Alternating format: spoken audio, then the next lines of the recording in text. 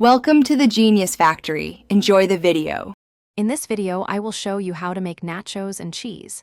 First, gather all your ingredients to ensure a smooth cooking process.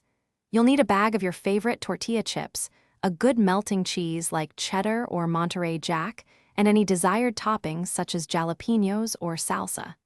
Having everything ready makes assembly quick and easy, setting you up for delicious results. Now that your ingredients are ready, it's time to assemble your nachos. Begin by spreading a single layer of tortilla chips evenly across a baking sheet. Next, generously sprinkle your chosen cheese over the chips. If you're adding other toppings like cooked ground beef or beans, layer them on top of the cheese at this stage. This ensures every chip gets some cheesy goodness. With your nachos assembled, it's time to bake them. Preheat your oven to 375 degrees Fahrenheit. Place the baking sheet in the oven and cook for approximately 5 to 7 minutes, or until the cheese is completely melted and bubbly. Keep a close eye on them to prevent burning.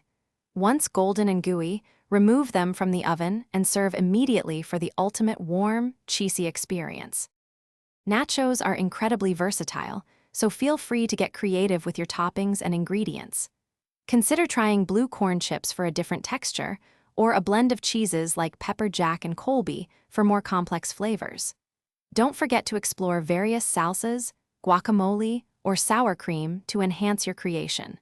For more great ideas and deals, including a fantastic offer on the new Kindle Paperwhite, make sure to check out the link in the description below.